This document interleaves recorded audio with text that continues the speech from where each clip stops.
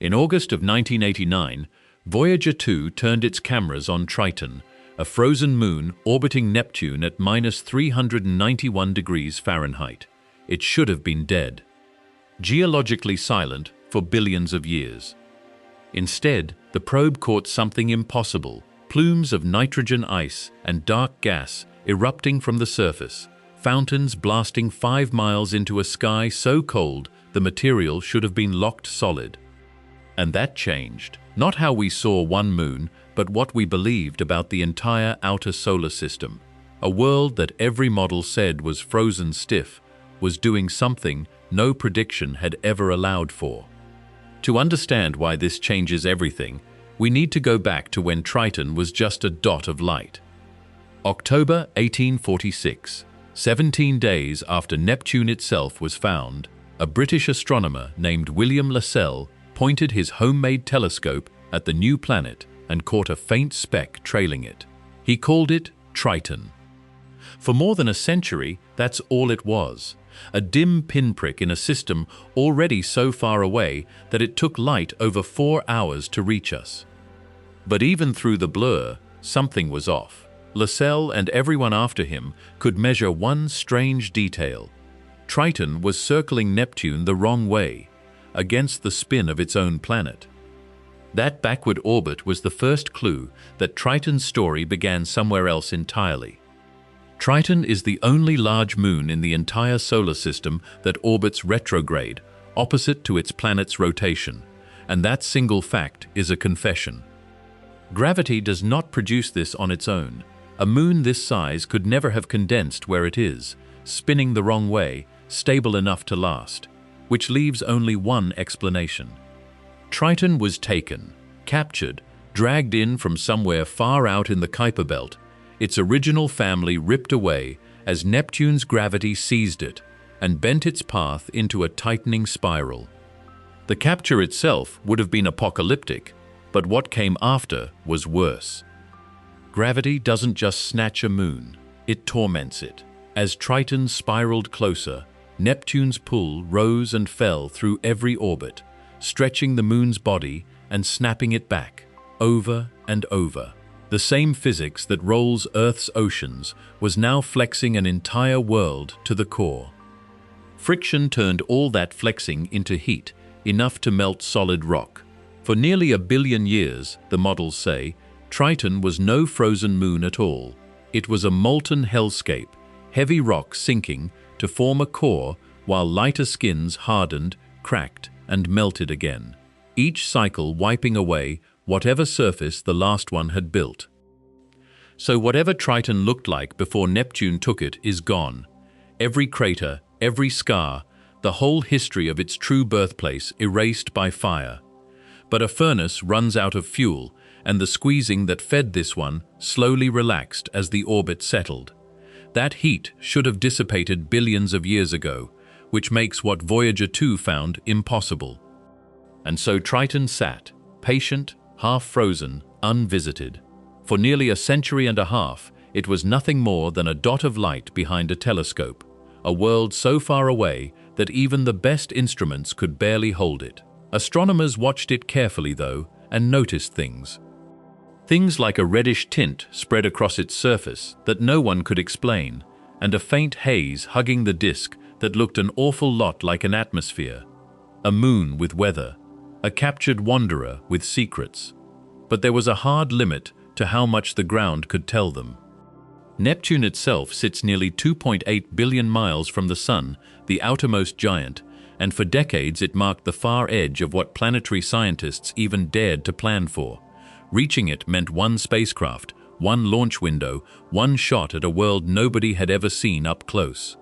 Then NASA approved a grand tour that would visit all 4 giant planets, and Triton was added almost as an afterthought.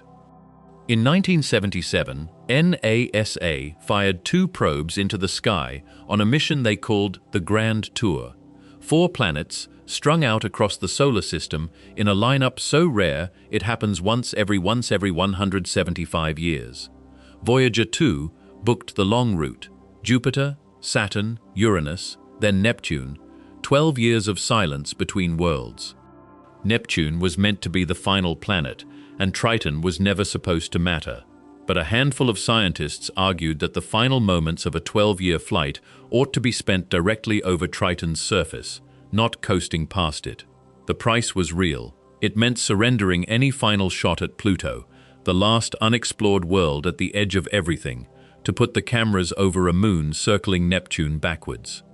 So the navigators bent the path, threading Voyager past Neptune's cloud tops and whipping its trajectory around the planet's gravity to catch Triton just hours later.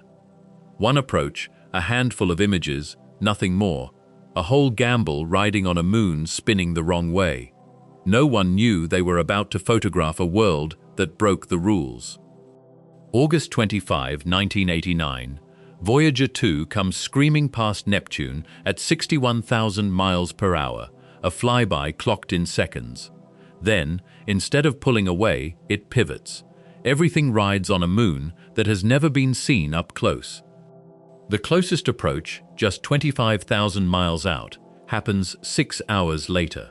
For 6 hours, the spacecraft's cameras sweep across a surface no human has ever laid eyes on. Every frame is a first, every pixel a discovery. Downlink from that distance takes over 4 hours to reach Earth, so the room waits in silence, watching numbers crawl across a screen. The first images arrived grainy and low resolution, but even in those early frames, something looked wrong. What the cameras finally resolved was a terrain nobody had a name for. Triton's northern hemisphere is covered in dimpled, puckered ground, a lattice of polygonal depressions and ridges that mission scientists nicknamed cantaloupe terrain. Scale it up, and it looks almost organic, like something is pushing up from below and sinking in from above at the same time.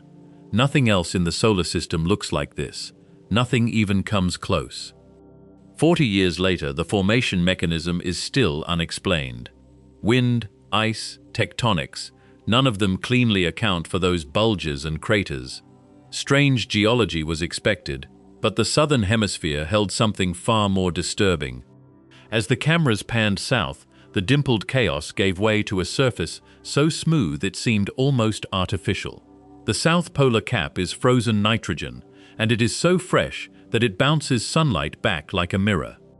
Here's what makes geologists nervous: almost no impact craters. In 4.5 billion years, space debris should have pockmarked this ice 1,000 times over. Instead, the surface is nearly blank. The math points to a glaring conclusion. Crater counts suggest this ice is less than 10 million years old, a blink in cosmic time. Young ice means recent resurfacing, which means something is still active beneath.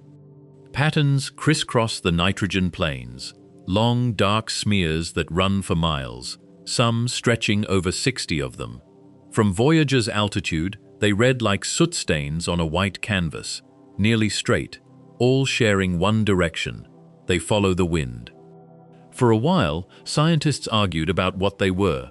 Deposits laid down by some drifting process, sure, or perhaps an optical illusion, shadows thrown by relief the camera couldn't resolve. Dark matter needs a source, and the streaks appeared out of nowhere, painted across ice that was otherwise pristine. Then they noticed the streaks originated from discrete points, and the truth became unavoidable. Voyager 2 was looking at plumes of nitrogen firing from Triton's surface in real time. Active vents, erupting not in the past, but on the day the spacecraft flew past. Each one shoots a column of gas and dark particles 5 miles high into a tenuous atmosphere that can barely hold it. The material rises, then hangs, caught in winds that drag it sideways into those long streaks below. Imagine the cold. This moon sits 2.7 billion miles from the sun, its surface at negative 391 degrees Fahrenheit, and still, something is pumping material out from underneath. Cryovolcanism this far from any heat source wasn't just unexpected, it was theoretically impossible. Every geyser spends energy, and every moon must pay for it. Tidal heating from Neptune has mostly wound down, the moon locked in a circular orbit with nothing left to flex. Radioactive decay in the core, too weak, too deep, nowhere near enough to drive a surface this busy. Solar heating is nearly a rounding error at 30 astronomical units. Sunlight that faint can't boil nitrogen ice, can't sustain jets that throw material 5 miles skyward. Add it all up, the usual suspects, each one ruled out. All the conventional heat sources fail. Triton runs a system that none of them can power, and the numbers don't close, which meant either the physics was wrong or something else was warming Triton from within. One hypothesis reached for sunlight itself.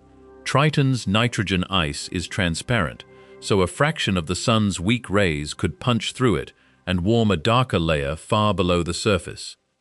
That hidden layer heats up, pressure builds underneath the lid of ice above it, and eventually the whole thing cracks open and vents explosively.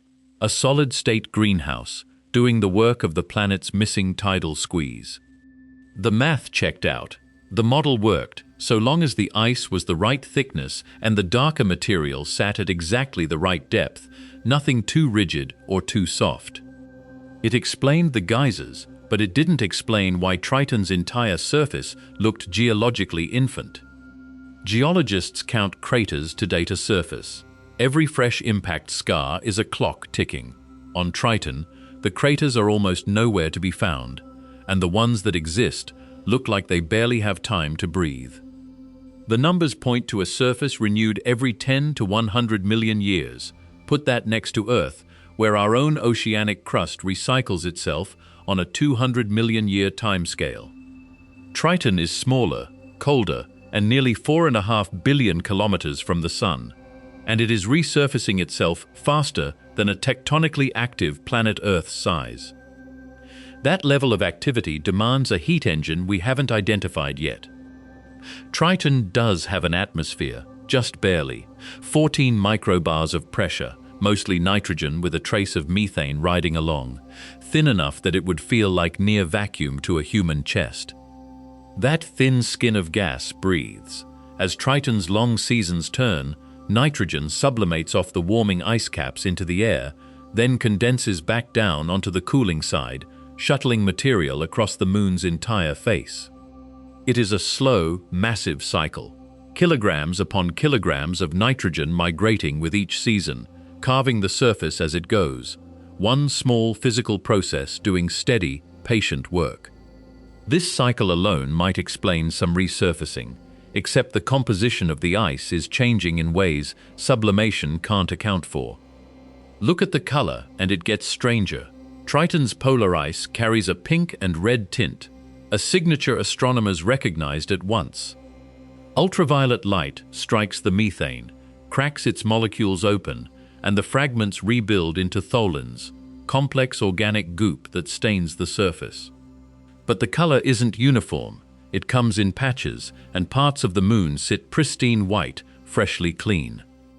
That means something is covering the surface up and then uncovering it again, on timescales short enough to matter. Meanwhile, spectroscopy revealed materials that shouldn't exist on a nitrogen iceberg. Underneath the nitrogen veneer, Voyager's instruments found the real bedrock, plain water ice hundreds of kilometers thick. Water ice on a Kuiper Belt object is hardly a shock, but the spectra carried a second signature that turned heads. The ice was loaded with ammonia, and ammonia acts as antifreeze, dropping the freezing point of water by tens of degrees. Spell that out and the implication lands hard. Any water tucked beneath that shell could stay liquid at temperatures that should turn it to solid stone. Liquid water, even briny and cold, opens a door that planetary scientists had assumed was sealed shut. So the models took the next step, quietly at first, then with more confidence. Some now propose that Triton harbors a genuine ocean beneath its icy crust. Residual tidal heating and ammonia keep it from freezing as the surface chills toward deep space. That ocean would be cold, dark, and deep, and it may sit in direct contact with a rocky core below, the one place in the Neptune system where rock and liquid ever touch. But here is the part that follows you around. If the ocean exists, it has been sealed off from the surface for billions of years. No sunlight, no exchange, a completely separate world. Or has it? But that sealed world may not stay sealed. The geysers Voyager caught erupting across Triton's southern face, the dark plumes that leap 8 kilometers into a near vacuum. Those were long explained as sunlight burning through a thin nitrogen ice sheet, like a greenhouse gone wrong. Yet that solar engine should have sputtered by now. Triton is so far out that sunlight arrives 2,000 times weaker than it does on Earth. There may simply not be enough energy up there to drive those fountains. Which points to a different source entirely. Cryovolcanic vents, conduits where liquid from below the crust finds a crack and erupts to the surface. Not molten rock, but supercooled water and nitrogen, pushed up by pressure built over eons, warm from the interior, not the sun. If that is what Voyager saw, then Triton's hidden ocean is not sealed off at all. It is venting, leaking its contents into the atmosphere above, a direct pipeline between a world we cannot see and the one we can.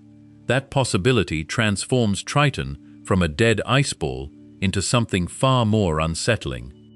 And that pipeline may be leaking proof of it. Triton's atmosphere holds methane, a simple molecule that ought not to linger.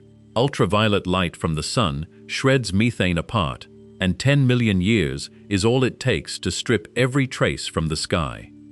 Yet the methane is still there, measured, confirmed, stubbornly present. That means something is replacing it faster than the sun can destroy it. A world that lost its methane 10 million years ago would show us nothing. Triton shows us gas that is being topped up again and again. The suspects are few. Cryovolcanic eruptions could carry methane up from the interior, or subsurface chemistry could be generating it fresh, out of sight, in some dark, warm pocket we have never mapped. Either way, the source is not the surface. Replenishment implies outgassing, and outgassing implies interior processes we still don't understand. And the interior may be heating up for another reason entirely. Triton is not where it should be. It orbits Neptune backwards, in the wrong direction, and it is spiraling inward, a doomed moon losing its momentum to the giant it circles. Tidal interactions with Neptune are sapping Triton's orbital energy, pulling it closer with every pass. In roughly 3.5 billion years, it will drift inside Neptune's Roche limit, the distance at which a moon can no longer hold itself together. The math is cruel. At that point, the tides that are gently dragging Triton down will suddenly outmatch the gravity binding its own rock and ice, and the entire moon will be torn into a ring, a spectacular arch of debris where a world used to be. But tidal breaking also generates friction, and that friction heats the interior right now. Here's the strange part. Triton's orbit is nearly circular today, almost perfect, which means the tidal flexing should be tiny. Neptune is still pulling harder on the near side of the moon than the far side, and with each rotation, it needs the interior, a slow, invisible squeeze. Run the numbers on that bending and you get a problem. The friction from this gentle flexing generates far less heat than the observed activity demands. Something is adding energy that the simple models cannot account for, and it is pushing Triton's surface to resurface itself at a rate that should be impossible. Unless the interior is structured in a way we have not accounted for. Neptune pulls, Triton's crust responds, and the layers beneath respond differently, each one flexing on its own schedule. One possibility: the ocean itself is amplifying tidal heating through resonance. Picture a child on a swing. Push it at random moments and it barely moves. Push it exactly as it comes back, at just the right rhythm, and each push builds on the last, and the swing climbs higher and higher. If Triton's subsurface ocean sloshes in rhythm with its orbital period, the same thing happens. The tidal energy gets concentrated, caught in a feedback loop, each orbit adding a little more to the last. Static models assume the water just sits there, but a moving ocean can store and release energy in a way a rigid planet never could. That would explain the exaggerated surface, the eruptions, the impossible freshness of Triton's face. It's an elegant solution, except there's no way to confirm it without seismic data we don't have. But we may already have the evidence, hiding in a data set from 1989. Voyager 2's magnetometer logged subtle perturbations in Neptune's magnetic field as it swept past Triton, small wobbles that did not match anything expected from the Moon itself. Triton has no intrinsic magnetic field, that part is clear, but a conductive layer beneath the ice, a salty ocean, would do something remarkable. As Triton moves through Neptune's strong field, that salty layer generates an induced current, which produces a magnetic field of its own, fighting back against the planets. That is exactly the signature Voyager 2 recorded. The perturbations were subtle enough to miss at first, buried in decades of analysis, but they match the model of a hidden ocean almost perfectly. It wasn't proof of an ocean, but it was the first indirect evidence that something conductive lurked beneath the ice. Run the math on that density, and something starts to feel off. Pure ice is around 0.93 grams cubes, and pure rock closer to 3. Triton sits at 2.061, smack between the two, which means a massive rocky core wrapped in a thick mantle of ice and water. The proportions are what decide everything. Models point to a body that is roughly 65% rock and metal by mass, with the rest as volatile ices. That leaves almost no margin for error, because whether a liquid layer can even exist depends on exactly how that rock and ice are split. Tilt the balance toward more rock, and the interior runs hot enough to melt. Tilt it toward ice, and there is simply not the heat or the mass to keep anything fluid. For years, the numbers seemed to come up just short of an ocean.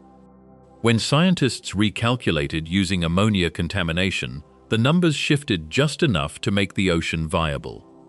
Then there is the question of where Triton came from, and the answer rewrites how we read everything we just measured.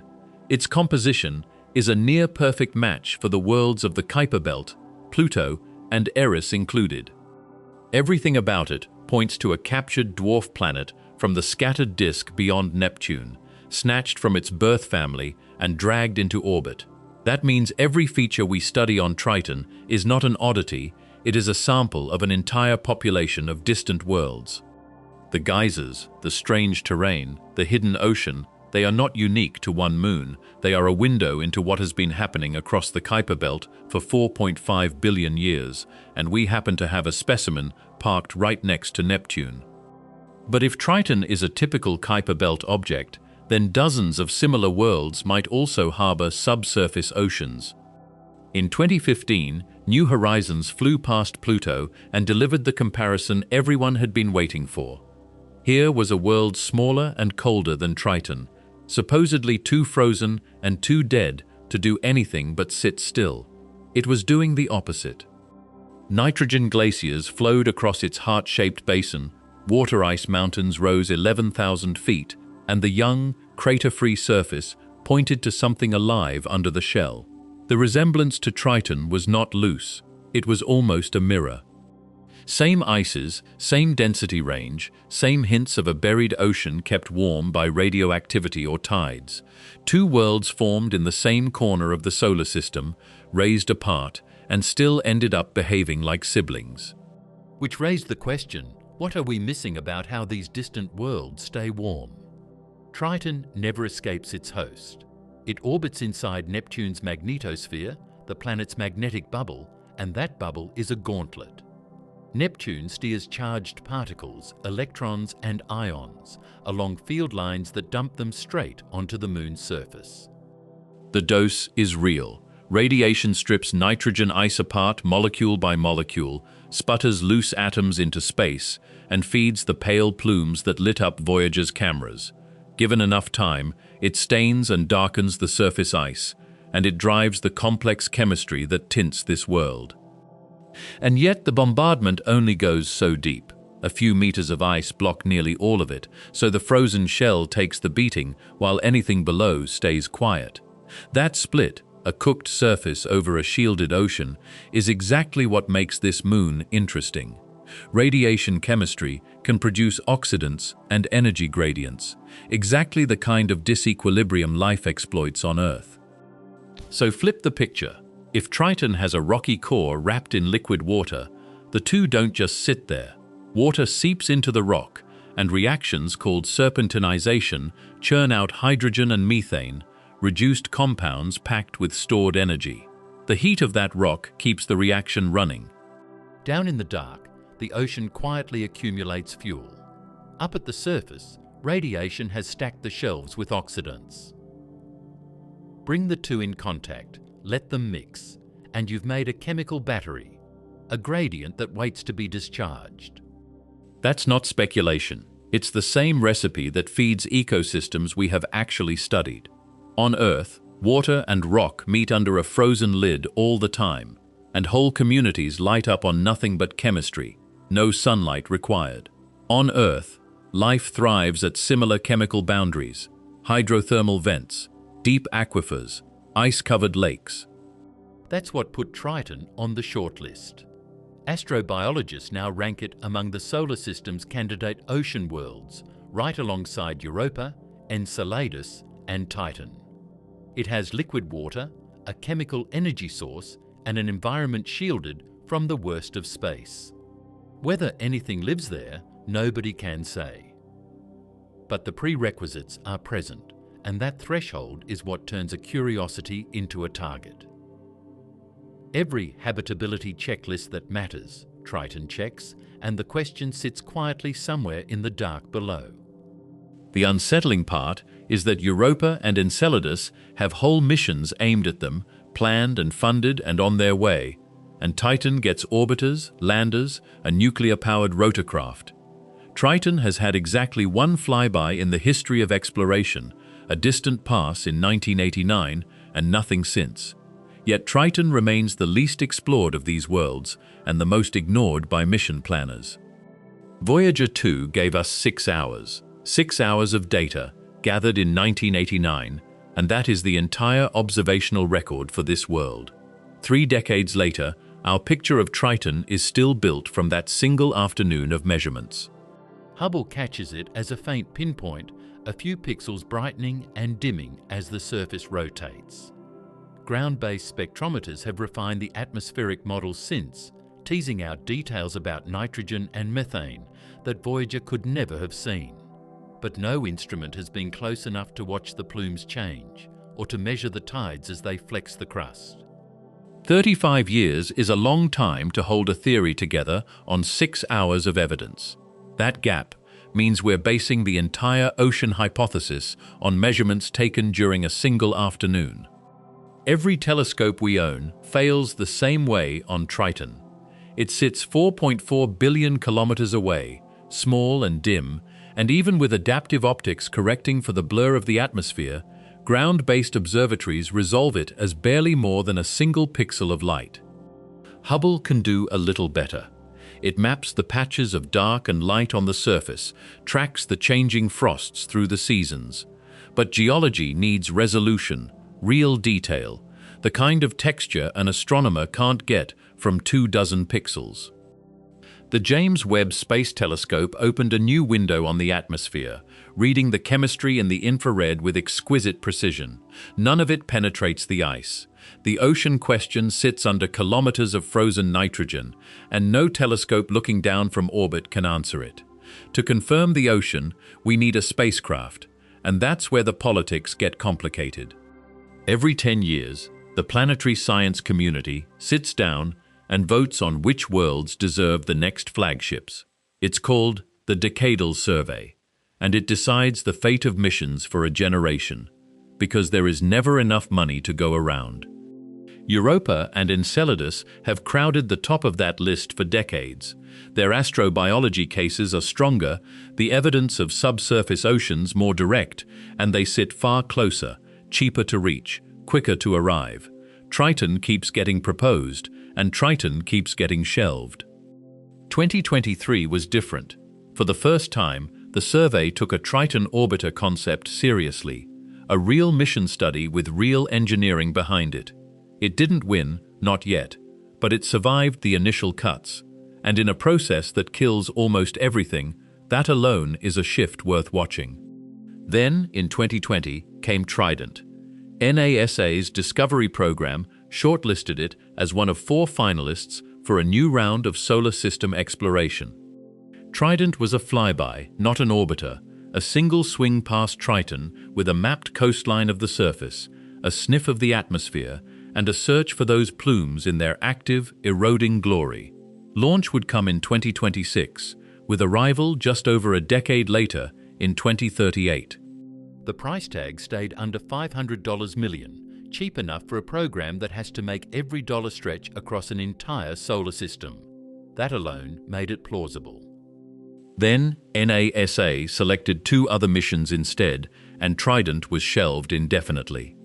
The following year, in 2021, Chinese space officials raised a different hand. Their deep space roadmap floated a Neptune Triton orbiter as a long-term ambition. The plan would send a spacecraft in the 2030s, leaning on gravitational assists from the giant planets to shave years off the crossing. No budget, no launch date, nothing confirmed, just enough of a concept to make other agencies pay attention. That is the quiet part about planetary science. A mission never stays purely scientific for long. Once one nation signals real intent to reach the outermost ice giant, the incentives shift for everyone else. If China commits, the West may follow, but for now, Triton remains a low priority. And this is where orbital mechanics starts to look cruel. Favorable launch windows to Neptune open only every 12 years, and the next real alignment arrives in 2029. Miss that window, and the wait stretches to 2041. Miss that one, and the gap becomes a generation. The people who studied the Voyager 2 flyby data, who built the entire model of Triton from a single set of images captured in 1989, are already aging out. The whole field's institutional memory is held by researchers who saw those pictures the day they arrived. Time is running out, not because Triton is changing, but because the people who understand it are aging out. Enceladus changed everything about how we think about the outer solar system. Saturn's small moon has a subsurface ocean, active plumes, and real habitability potential, and Cassini watched those geysers erupt year after year. It sits inside Saturn's magnetosphere, close enough that a spacecraft can reach it on regular chemical propellant. Triton is the same story 30 times farther out. Same ocean under the ice, same plumes, same chemistry that astrobiologists actually get excited about, but it needs radioisotope power just to survive the trip and operate once it arrives. That means every decision about going there becomes an argument about budget, about weight, about what survives decades in deep space. 2 objects, nearly identical science cases, and one of them is a bargain. The distance makes Triton expensive, but the science case is nearly identical. Then in 2010, researchers went back to the Voyager 2 images with fresh eyes. They found dark spots surrounded by radial streaks, the fingerprint of material blasted outward from a vent. Those weren't in the original catalog, but they look exactly like eruption sites. If those candidates are real, Triton has dozens of active geysers, not the handful everyone has been pointing to for 30 years. The moon might be far more geologically alive than the official count suggested, and the eruption rate has likely been underestimated the whole time. Every confirmed plume means more heat escaping from the interior. More geysers mean more heat, and more heat means the subsurface engine is even stronger than we thought. Here's what makes the whole system stranger. The upper atmosphere of Triton runs hotter than the layers beneath it, an inversion, and methane is the culprit, absorbing sunlight and trapping it up high. That warmth drives the circulation that feeds the eruptions below. It's as close to a runaway greenhouse as a frozen moon gets, a self-feeding loop that keeps the vents pressurizing and firing. But the loop has a variable in it, the methane concentration, which shifts with the seasons as Triton's 165-year orbit carries it through the sunlight. Every model says the geyser activity should ride that same seasonal wave, spiking and fading on a timescale no human lifetime has ever observed. We've only ever seen one snapshot, and it happened to be mid-activity. But the methane concentration varies seasonally, which means the geyser activity should vary too, and we've never observed that.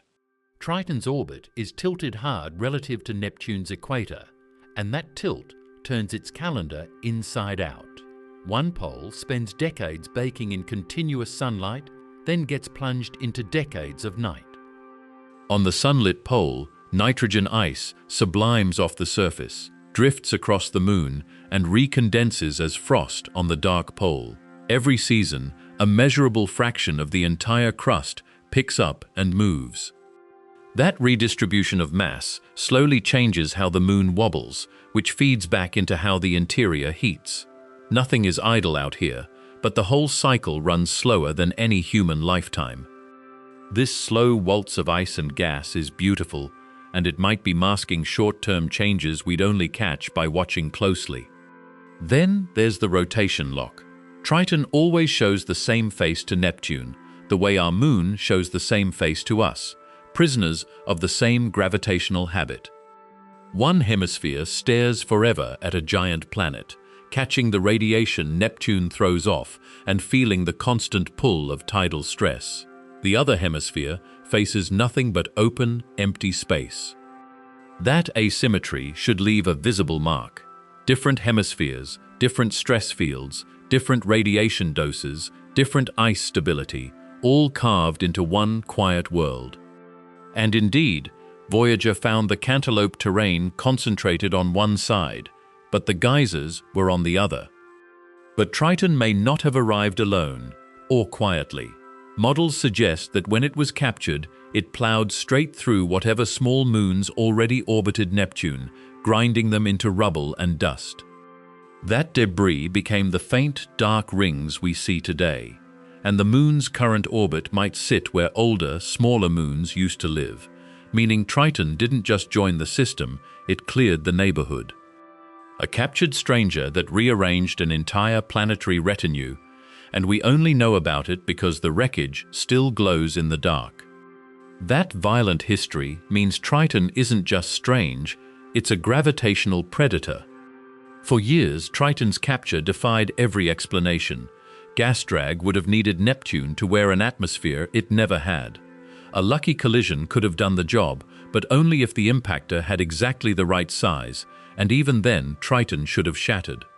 Every path dead-ended in contradiction. The answer, laid out in a landmark 2006 Nature paper, was that Triton didn't arrive alone. It came as half of a pair, two Kuiper Belt objects locked in a mutual orbit, something like Pluto and Charon. Neptune's gravity tore that bond apart mid-encounter, captured one member, and handed the other all the velocity it needed to flee forever. That cast-off twin would have been bounced past Uranus, then Saturn, until Jupiter finally hurled it out of the solar system. So somewhere beyond the planets, an orphan rides the interstellar dark, alone for 4.5 billion years, still carrying the other half of Triton's old life. Losing a binary partner would have been catastrophic, potentially enough to melt Triton entirely during the separation. Now look at what the surface remembers. Voyager 2's cameras found only 179 impact craters that could be confirmed across the imaged hemisphere. Tiny Miranda, with just 3% of Triton's area, shows 835. If Triton's crust were ancient, the sky should have written all over it. Instead, nearly every crater is gone. The craters that survive are wrong in ways we can't wave away. Some carry dark halos, ejected material, stained and redistributed around the rim. Others show viscous relaxation, the ice slowly flowing until a fresh bowl-shaped scar sinks back toward flat. The crust is not holding still. Dating puts this reset on a brutal clock.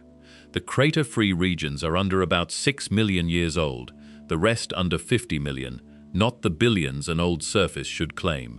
Triton has spent most of its 4.5 billion years actively erasing its own history, repainting terrain faster than almost any world in the solar system.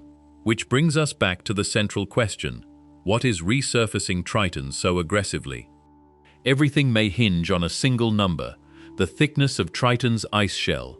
Current models estimate it between 10 and 30 kilometers, thin enough that a fracture could plunge straight down to the ocean beneath. thick enough that the ocean stays sealed and insulated from the cold outside. One measurement and two very different moons. That ambiguity is what keeps it unsettling. If the shell sits closer to the thick end, the ocean is effectively locked away, walled off from the surface for billions of years.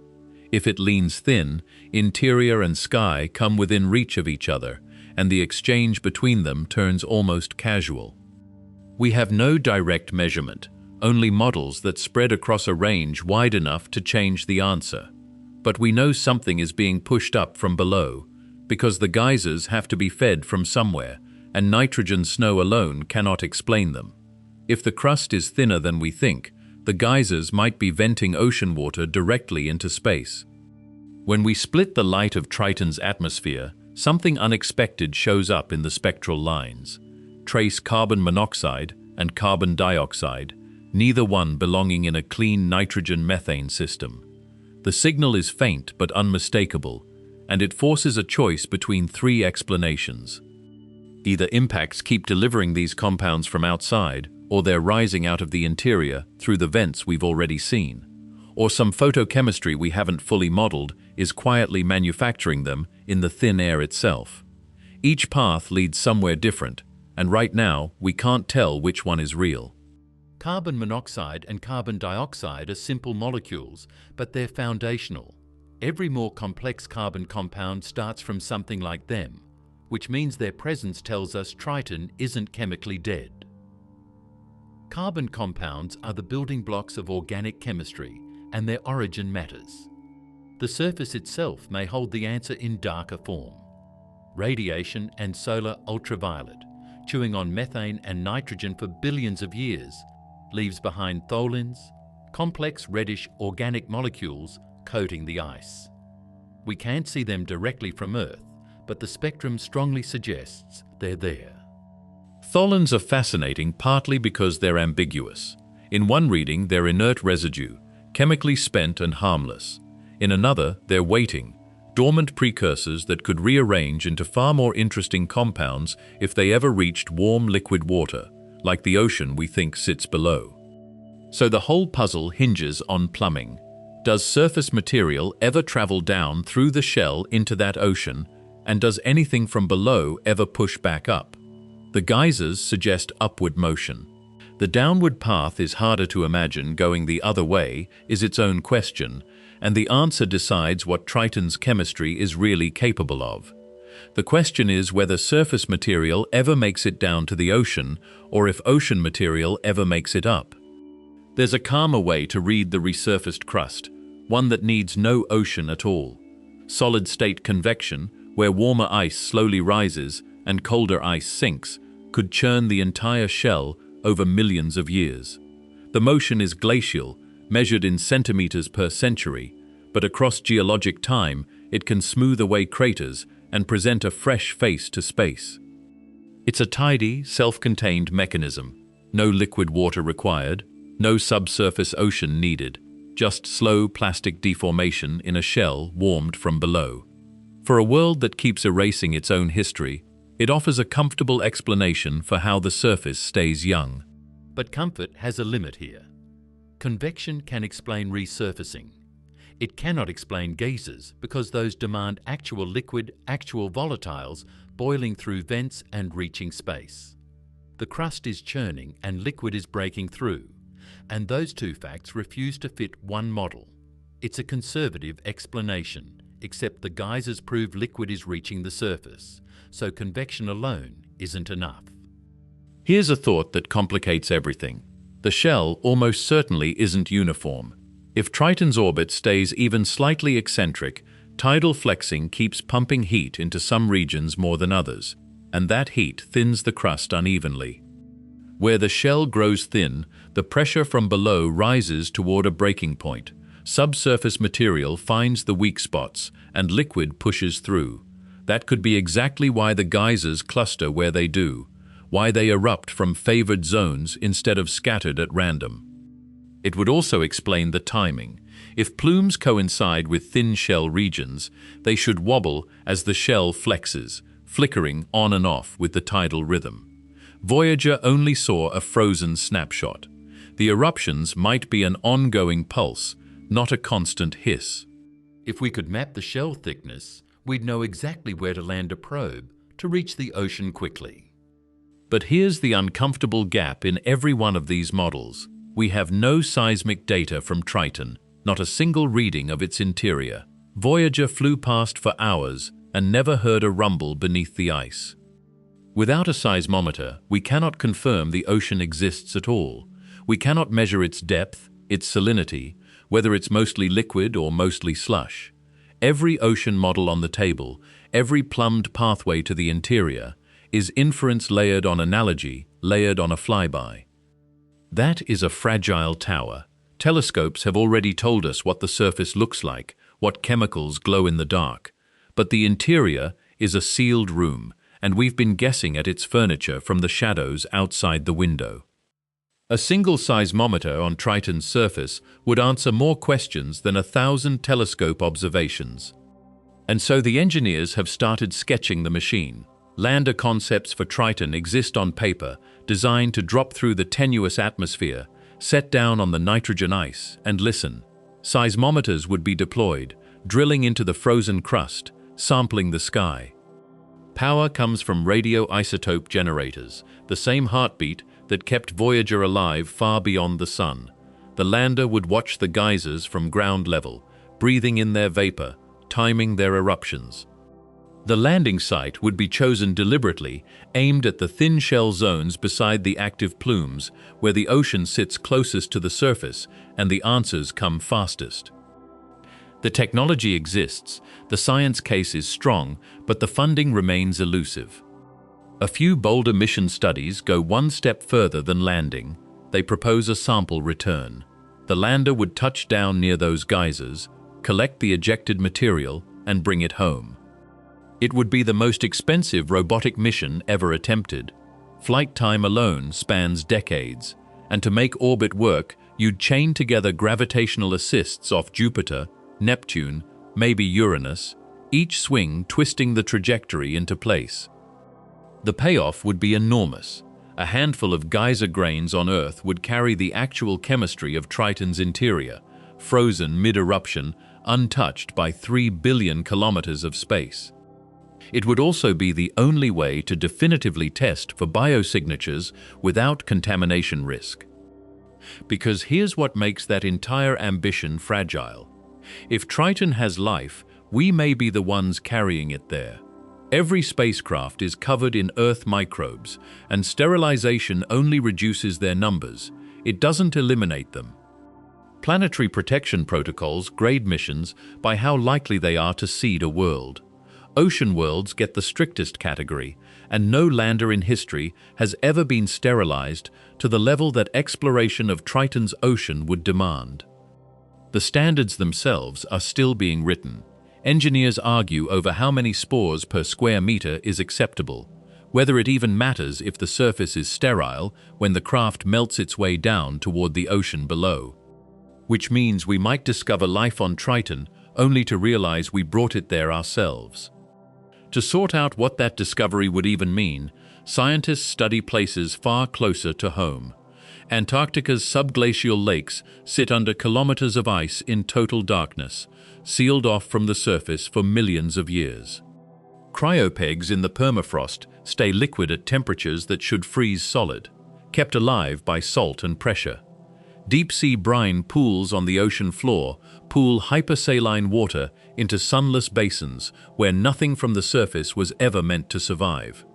In each of these, researchers find extremophiles, microbes that thrive in the cold, the dark, the crushing salt, the exact conditions Triton's hidden ocean would offer. Life in these analogues proves that life can exist in Triton-like conditions, but not that it does. Every ecosystem runs on an energy budget, and every one of them has to balance income against outgo. On Earth, sunlight bankrolls nearly everything, but drop past the photic zone, below a few hundred meters, and the sun is gone. Down there, the deep-sea vents aren't borrowing from the sky, they're running on chemistry alone. That's the turn the vents make. Hydrogen sulfide and methane flow up through the ocean floor, and whole communities of bacteria harvest that chemical gradient instead of light. It's a slower metabolism, a colder furnace, but it keeps a biosphere alive in total darkness. Triton's ocean would offer the same trade, no photons, just dissolved chemistry to oxidize. The raw material would come from two sources: hydrogen slipping out of the rocky core and radiation splitting water molecules into reactive redox pairs. Each one is a potential bite for a chemotroph. The energy budget is tight, but it's not zero, and life on Earth has repeatedly surprised us with how little energy it needs. Now pull that hydrogen thread, because it leads somewhere specific. Deep inside Triton, if the core holds a common mantle mineral called olivine, something interesting happens. Olivine meets water and reacts. The magnesium and iron recombine with the oxygen, converting the rock into serpentine. And the leftover hydrogen, it doesn't stay put. It bubbles up as gas, with heat to spare. That reaction has a name: serpentinization, and it's doing real work in Earth's own deep biosphere, feeding microbes in the cracks of the ocean crust. Planetary scientists suspect the same process is humming under Enceladus and other icy moons. The beautiful part is the fuel. No sunlight, no radioactive decay, just water and unassuming rock. Every gram of hydrogen it produces is a paycheck for something alive. But whether Triton's core actually delivered the olivine in the first place, that depends entirely on how the moon came together. The heat, the mixing, the raw materials available at its birth. The olivine hypothesis hinges on Triton's formation conditions, which we can only guess at. Set chemistry aside for a moment and ask a simpler question about that ocean. What's it actually like in there, acid or base? The answer comes down to what gases got trapped when the water froze. Carbon dioxide dissolves into carbonic acid and drags the ocean toward the acidic side. Ammonia does the opposite, a built-in antifreeze that pushes pH alkaline. Both molecules are common in the outer solar system, so either fate is on the table. Earth life has spread across an enormous pH range, from acid mine drainage around pH 1 to soda lakes past pH 11. But the extremes rewrite the rules of what chemistry can even happen, which reactions run, which salts stay dissolved instead of crashing out. Triton's ocean sits on one side of that line or the other, and we don't yet know which. Everything downstream, the available ions, the building blocks a cell could scavenge, hangs on the answer. pH determines mineral solubility, which determines what building blocks are available for life. Habitability isn't a snapshot, it's a clock. We don't actually know how long it takes for chemistry to tip into life. Even on Earth, the estimates swing from a few 100 million years to over 1 billion, and life here had a head start nobody can measure. Triton's capture happened maybe 2 to 4 billion years ago. If the ocean is younger than that, born from tidal heating after capture, then whatever lives there now had far less time to get going, and on that scale, a few 100 million years is the blink of a geological eye. So the age of the ocean becomes the quiet question underneath every other one. A habitable world that's too young for life to have taken hold is just chemistry waiting for a spark that never came. But if the ocean predates capture, life could have had 4 billion years to take hold. There's a second path that sidesteps the timeline entirely, and it's called panspermia. When a meteorite slams into an ocean moon, some of the ice shattered off the surface gets thrown hard enough to leave the gravity well, carrying microbes frozen inside, shielded from radiation by a crust of water, and those chunks can drift for millions of years before they fall somewhere new. If that mechanism is real, Triton's ocean wouldn't need to invent life from scratch.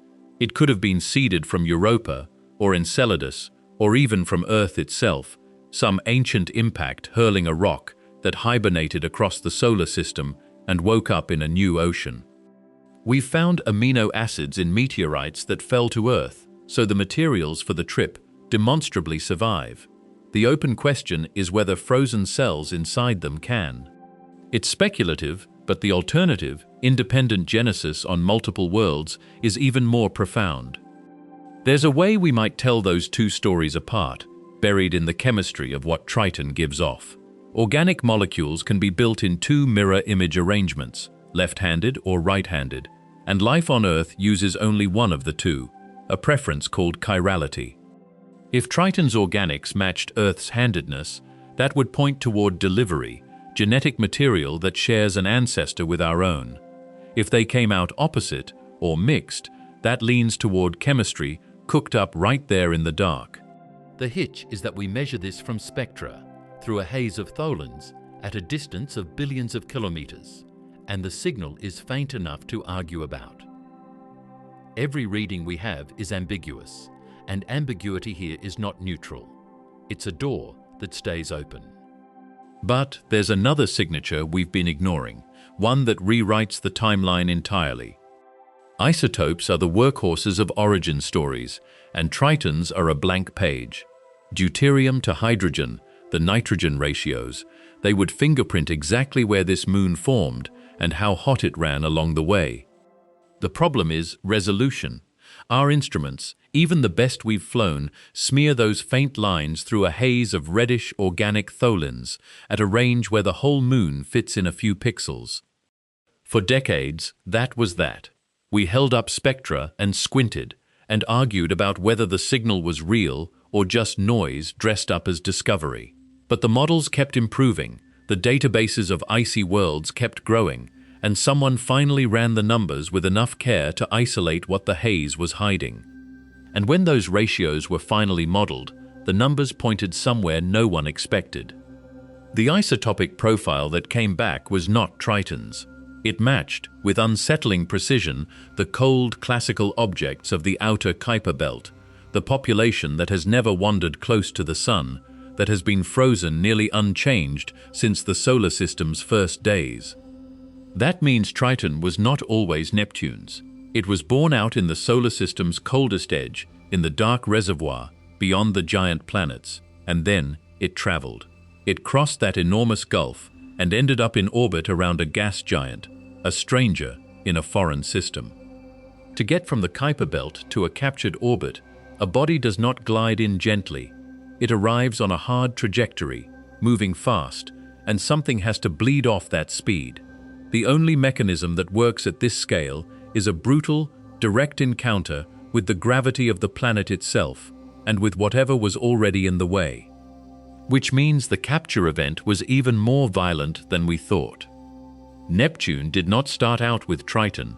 It started out with its own family of moons, a system born in place around the planet, regular and settled, the way Saturn's and Jupiter's moons sit today. Then Triton arrived, and that arrangement did not survive the meeting. The newcomers crossing orbit plowed through the moon system, scattering the originals into chaos. Some were flung onto new paths, some were ground apart, and the gravitational wreckage reset the entire architecture we see now. The moons that remain, they are not the originals. Nereid, with its wild, tilted, eccentric orbit, is a survivor of the catastrophe, not a product of it. The irregular moons far out, the dark chunks in odd orbits, these are the fragments that made it through. Nothing native to Neptune, in its original form, is left. But the energy released during that collision didn't just destroy moons, because that captured moon arrived in a wildly tilted, clockwise orbit, and a moon that size doesn't bend to a giant's gravity without paying for it. Every pass flexed Triton's crust a little more, and flexing rock generates heat, the same way bending a paperclip gets hot in your hand. Thermal models put the total tidal energy dumped into that body in the first tens of millions of years at enough to melt its entire interior into a global magma ocean. The original surface, every crater and cliff that survived the capture, simply flowed away. Whatever Triton looked like before Neptune stole it is gone, kneaded flat, then recooked. And as that glowing interior finally started to shed its heat, it didn't just cool into solid rock. It left a layer of liquid water trapped beneath the frozen crust, a subsurface ocean that's been sealed in darkness for billions of years. And that ocean has been cooling ever since, except in one place. One place, Underneath the cantaloupe terrain, the strange bumpy region that covers a huge swath of Triton's southern hemisphere, thermal models refuse to behave. The heat flux there stays stubbornly high, way above what a body this old and this far from the sun should still be giving off. Something is actively stirring beneath those bumps. The cantaloupe texture itself is the signature, faulted, softened terrain that can't form on a dead, cold world. Convection is still running down there, warm material rising and cold material sinking, and convection needs a power source that simply shouldn't exist anymore. Voyager photographed that face more than 3 decades ago, and we have never once seen it change. But the numbers say the engine underneath is still turning. The source of that heat is the key to everything. Here's what the engine might burn. Triton sits at a surface temperature near -391 degrees Fahrenheit, cold enough to freeze water solid as bedrock. A liquid ocean that exposed to space should be a contradiction. But the spectrographs hint at ammonia mixed into that water. Ammonia is antifreeze. It docks into water's crystal structure and refuses to let it lock up, dragging the freezing point down by as much as 100 degrees. That single chemical shift means reservoirs of liquid can stay stable at temperatures that would turn pure water to stone, and it means the ocean under the cantaloupe terrain may have stayed stubbornly, quietly liquid for the entire age of the solar system, which opens the door to chemistry we've only seen in one other place. Saturn's moon Enceladus changed everything for astrobiology. Cassini watched it spray a subsurface ocean into space through cracks in its south pole, and when the spacecraft flew straight through those plumes, it tasted salts and complex organic molecules. Tidal forces from Saturn knead the little moon's core, keeping that ocean warm and chemically rich 2 billion kilometers from the sun. Now lay that template over Triton, and the parallels stack up almost exactly. A hidden ocean beneath the ice, geysers erupting from the surface, the same tidal engine driving the whole machine. Enceladus is the single most promising place we know for life beyond Earth, and we have watched it do its thing. We have never seen Triton do anything but guess. Voyager 2 caught 4 active plumes in 1989, thin dark streaks rising several kilometers before the wind bent them sideways. That one glimpse is all we have, and it was enough to put Triton in the same conversation, a second ocean world that might be doing the chemistry Enceladus is doing right now. But Triton has something Enceladus doesn't. Enceladus's plumes are water, pure and simple, jets of ocean vapor freezing into ice. Triton's atmosphere tells a completely different story. It is 99.9% nitrogen, the same gas that makes up most of the air we breathe, wrapped around a surface that is itself mostly frozen nitrogen. That changes the chemistry at the root. Water's a fine solvent, but nitrogen is a building block, one of the few elements life absolutely cannot do without. Every amino acid, every nucleotide, every strand of DNA is held together by nitrogen atoms. Enceladus has to drag nitrogen up from deep inside its ocean, while Triton is sitting on an entire ocean of the stuff. Give that nitrogen a partner like methane, hit it with sunlight, and the reactions start compounding into molecules that water chemistry alone rarely reaches. Hydrogen cyanide, long carbon chains, compounds that want nothing more than to keep assembling into something more complex. And those reactions may already be happening. Look at Voyager's images again, and you'll see the evidence painted across the whole moon. Triton's surface isn't white, it's a bruised reddish pink. And that color is the product of chemistry happening in the open air. Sunlight and cosmic radiation split Triton's nitrogen and methane apart, and the fragments rebuild themselves into tholins, nitrogen-rich organic goo that rains down as a reddish snow. By 1989, between Voyager's launch and its flyby, Triton had visibly faded, new pale frost covering older red material, proof that this organic layer is actively falling and being buried. It is a slow, patient drizzle of complex hydrocarbons accumulating on the ice like a thin film. And here is where the two worlds stop being parallel and start being dangerous. That same nitrogen that keeps the ocean liquid carries these tholins down through the crust, cycling the organic rain from the surface down into the dark water below. Which means the ocean isn't isolated from the chemistry above. Picture the delivery system now in place. Cryovolcanic vents push heat up through the ice, and the same fractures that let plumes escape also let surface chemistry seep down. Neptune's radiation has spent eons baking the top layer into complex tholins, and that processed material rides the geyser cycle back into the liquid below. So the ocean gets two feedstocks at once: primordial organics, untouched since the Kuiper Belt, and the radiation-altered compounds Neptune manufactured on the surface. They mix in the dark, a chemistry no Earth lab could easily replicate. Each eruption is a transfer, each fracture a pipeline. The system doesn't need a single lucky accident, it needs a cycle, and a cycle that has been running for billions of years. It's a natural laboratory, and it's been running for billions of years. Now the math gets uncomfortable. Thermodynamic models of Triton's rocky core show two quiet reactions that could feed life directly: serpentinization, where water reacts with iron-rich rock, and radiolysis, where radiation splits water into hydrogen. Both produce hydrogen as waste and hydrogen as fuel. Earth's deep biosphere runs on exactly this kind of chemical disequilibrium.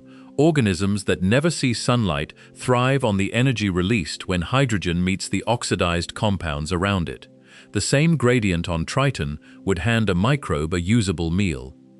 Every condition that made hydrothermal vents the cradle of Earth life appears to be present here: warm rock, liquid water, a ready supply of chemical food. The pieces line up almost too neatly, but there's a constraint no one accounted for. The constraint is the core itself. Triton didn't form in Neptune's orbit. It was captured, ripped away from the Kuiper Belt and dragged in. And a captured world carries a captured chemistry, built from whatever its original region happened to hold. Earth's biology leans on phosphorus and sulfur, both delivered by rocky cores that cooked under solar heat. Triton's core may have never passed through that processing. If the phosphorus and sulfur aren't there, the metabolic window swings shut, no matter how warm the water gets. A livable ocean with nothing to live on. Life as we know it would starve in weeks, unless the capture itself delivered what was missing. So the capture may have done more than melt Triton. The same sky that bombarded it was delivering the grocery list for life. Kuiper Belt objects aren't bare ice. Cometary samples and spectral surveys show them stuffed with methane, ammonia, carbon monoxide, and the dark organic residue that forms when starlight irradiates simple ices. And Triton itself came from that belt, born in the cold outer disk and dragged here by Neptune's gravity, so it arrived already loaded with much of this chemistry. Trace metals ride along in the same carbonaceous rubble: iron, nickel, sulfur, all dropped into the young ocean by each impact that punched through the crust. Hundreds of collisions over millions of years. Each one cracked the shell, dumped its cargo into the water, and stirred what already sat there. The ocean wasn't just full, it was being constantly restocked. Given the chaos that created it, this moon was quietly assembling a habitable chemistry. And one element in particular changes everything. Phosphorus is the strangest of life's ingredients, rare, reactive, and almost nothing works without it. DNA's backbone is phosphate. Cell membranes are built from it. Every bit of energy that drives life cycles through phosphorus, and its supply rests on a single chemical accident. Models of ocean worlds show an alkaline ocean locks phosphate into minerals, stranding it in the rock. A more acidic ocean dissolves it out, leaving the water replete. Right conditions mean an ocean warm enough to keep rock reacting and acidic enough to keep phosphates dissolved instead of sinking into sediment. The difference is a few tenths of a pH unit, and a young, fresh ocean slides one way or the other. Triton's ocean, if it exists, sits on that knife's edge. We can't measure its acidity from Earth. The magnetic signature that betrayed the ocean tells us nothing about its chemistry. So the phosphorus answer hides behind a door we haven't opened, a single number that decides whether this ocean feeds life or starves it. But even if the chemistry works, there's a biological barrier. Raw ingredients are only a recipe on paper. Life needs the kitchen. Chemistry has to cross a threshold from mixing to organizing, and that demands three things: surfaces to catalyze reactions, gradients to push energy, and time. Years, millions of them, for one molecule to form by luck and then copy itself. Earth got all three. Hot hydrothermal vents offered mineral surfaces and chemical gradients. Tides and sunlight stirred the pot. Triton offers no such evidence. Its ocean could be homogeneous, a cold, stagnant pool of water and dissolved nitrogen with no vents, no circulation, no energy to spend. Or it could be warm and layered, reactions running in isolated pockets. Nothing in the data tells us which. Every false start resets the count. Chemistry that never organizes just stays dilute forever. A billion-year-old ocean that never evolved might simply hold the parts for life in a bottle that never gets shaken. We might be looking at all the right molecules arranged the wrong way. And then there's the problem of detection. The thing is, life leaves fingerprints, but so does plain chemistry. We hunt for chemical disequilibrium, gases that shouldn't sit together, and isotopic fractionation, where one isotope gets picked up over another. On a world this cold and this irradiated, dead processes can fake both. A stray photon zaps a methane molecule, and suddenly the reading looks alive. At home, we read those signatures against a baseline built from known oceans, known volcanoes, billions of years of biology. Triton has no baseline. Every strange reading could be life, or could be cosmic rays baking tholins into something that merely smells alive. And if we ever catch a signal, telescopes can't confirm it from 4 billion kilometers away. Light blurs across the spectrum, several gases bleed into one confusing peak, and a single wrong assumption collapses the whole case. The only honest answer is parked on the ground, sealed beneath a shell of ice, waiting for a hand that has never touched it. Which is why the next mission has to land. A landing is only the beginning, because the ocean that might hold life sits kilometers down, locked under an ice shell we have seen exactly once. The leading concept is a cryobot, a heated probe that melts its way through and leaves a refrozen tunnel behind it. The same trick drills Antarctic glaciers, except here the ice runs colder, runs deeper, and has never once been mapped.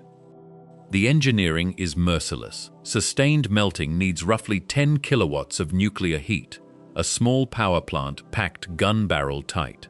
The bore fills with dust and salts that clog the melt head, voids hide where the probe could be lost for good, and no mission like this has ever flown, not once. Every subsystem is unproven at this scale. The tether can snap as the ice creeps, heat can bleed out the wrong way, meltwater can seal shut before the descent is complete. Even making it to the ocean means running a submarine under pressure that would crush one back home, on battery that never refuels. But even reaching the surface is a gamble. So mission planners make a dangerous trade. The plumes near the South Pole spit up subsurface material for free, no drilling required. A fast lane straight to the ocean's chemistry. Set down beside one active vent, and the ocean comes to you. Park too close, and it comes for you. Those geysers erupt columns of dark material 8 kilometers high and a kilometer across, each punch driven by barely 4 kelvins of temperature swing. A lander caught in that jet does not survive its first minutes. Then the finest particles fall for months, coating every surface, fouling every instrument with the very material you came to measure. The same spray soils the sample before you ever touch it, a billion years of foreign sediment laid over whatever faint living signal hides beneath. Even in the best case, you cannot be certain what you found. Pull back to safe ground, and the ocean stays out of reach entirely, which leaves every option carrying its own quiet cost. And contamination is the one failure we can't afford. So before any lander touches down, it gets baked. Parts are blasted to 500 degrees Celsius, sealed in sterile bags, and handled in clean rooms so controlled that the operators breathe through filtered suits. The target is 0 viable microbes on the spacecraft, not one, because a single living cell riding along, a spore that survived the heat and the vacuum, could find its way into Triton's ocean and start something we can't undo. One hardy Earth organism, warmed by that same hydrothermal activity we're hoping to find, could multiply across an entire pristine ocean. Triton would still have life, it just wouldn't be Triton's life anymore, and we'd never know. That's the trap at the heart of the whole mission. We sterilize to protect a world we might never visit again, and every step of that protection raises the cost, the weight limit, the odds of failure. The stricter we are, the less science the lander can carry. The cleanest solution on the table, the one that eliminates every risk at once, is to leave Triton alone, which is why some scientists argue we shouldn't go at all. Half the astrobiology community reads that logic and agrees with it. Triton is a pristine sample of the early solar system, sealed under nitrogen ice for 4 billion years. One careless touchdown, one leaking seal, and the only record we'll ever get is of our own contamination. The other half doesn't trust the weight. Sterilization technology is decades, maybe centuries, from being foolproof, and the oceans under Triton aren't standing still. Geysers vent material to the surface and recycle it, refreezing layered crust that records conditions as they were, not as we wish they were. They make a quieter point too. Every launch window we skip makes the next mission more expensive, more complex, more politically fragile. A colony ship can be delayed a decade, a moon's chemistry cannot be unaged. So the debate resolves to a choice between two failures. We land, and we risk poisoning the very thing we came to study. Or we don't land, and we accept that we'll never really know if something alive was swimming in the dark beneath the ice the whole time. Meanwhile, the window to act is closing. That window isn't measured in decades. It's measured in the slow grind of Triton's orbit, decaying a little more with every pass around Neptune. The moon is bleeding energy, and that bleed is turning its path into a spiral. In 3.6 billion years, it crosses the Roche limit, the line where Neptune's gravity simply tears it apart. But the calendar is crueler than the numbers suggest. The rupture isn't the deadline that matters. Long before that, the same tidal stress that keeps the interior warm starts to pump energy into the floating crust above. And heat, rising from beneath, doesn't always mean a warmer ocean. Some models say the ocean freezes solid well ahead of the breakup, the liquid world locking itself shut from the top down, sealing whatever lives down there behind a lid that gets thicker for eons. Either way, Triton's story ends the same: geology sputtering, ocean solid, nothing left to observe. The clock doesn't care about our instrument deadlines or our budget cycles. The clock is orbital, mechanical, patient beyond human scale. But we won't need billions of years to lose our chance. Watch what happens to the money. NASA's Planetary Science Division is staring down flat or shrinking budgets, and every flagship-class dollar gets argued over 3 ways. First, Mars, Europa, and the Artemis program's lunar hardware. Triton sits at the end of that queue, if it's in the queue at all. A real Neptune system mission isn't a probe you bolt together on a 5-year cycle. It needs a launch window, a decade of flight time, and a nuclear power source the size of a small car. No flagship commitment in the next decade, and the mission slips past the working lifetime of the people who would design it. Every year the window isn't used, the instrument teams age out, the engineers move to other programs, and the launch manifest fills with missions that already have their funding locked. The paper studies pile up, the spacecraft never gets ordered, and there's one nation stepping into the vacuum. China's Deep Space Roadmap already lists outer solar system targets. In 2019, a leaked presentation from the Chinese Academy of Sciences laid out a notional Tianwen program that named Triton as a candidate for a 2030s orbiter mission. If a Tianwen spacecraft arrives first, the science stops being science. The first detailed maps of the geysers, the first in-situ plume sampling, the first look at whether that black carbon streak comes from biology. That data becomes a national asset, released at a state's convenience. We've seen the pattern before, with Mars, with the Moon's south pole, with every frontier where one player reaches the ground before the others. Whoever's instruments get there first writes the first chapter, which brings us back to the question we opened with. So what actually is the Terror? It isn't that Triton is hostile. The cold, dark world isn't reaching for us any more than the Pacific Ocean is, or the surface of Venus. Hostility can be met with caution, with shielding, with patience. The Terror is a clock, a world that may hold liquid water, organic chemistry, and the quiet machinery of life, drifting on a retrograde orbit around the most distant planet. And we have the technical means to look, stretched across 2 decades and a few $1 billion. The mission is within our reach. The funding is not. So we stand on the beach of that dark ocean, knowing what might swim beneath the ice, and we choose not to launch the boat. That is a choice made one budget cycle at a time, each small enough to seem reasonable. The plumes erupt on schedule. The orbital mechanics wait. The choice is ours, and it's a choice we're declining to make. But the Terror runs deeper than missed opportunity. Triton is a mirror held up to the whole question of life, and in 2 very different ways. If living cells took hold in that ocean, beneath 5 miles of ice, warmed only by tidal friction, then biology isn't a fluke of one lucky planet. It's a pattern the universe repeats wherever the ingredients survive. But run the experiment in reverse. Give a world a liquid ocean, a heat source, and 10 billion years, and find nothing. Not a microbe, not a chemical whisper of metabolism. Then the other possibility sharpens. This ocean might be the best the cosmos offers, and even here, life never got started. That makes Triton less a destination and more a verdict. Every molecule we read in that plume is evidence in one of 2 cases, and we don't get to peek at the conclusion without going there. Either answer changes everything we thought we knew. Now set Triton beside the wider sky. Ocean worlds are common, the standard back catalogue of the solar system.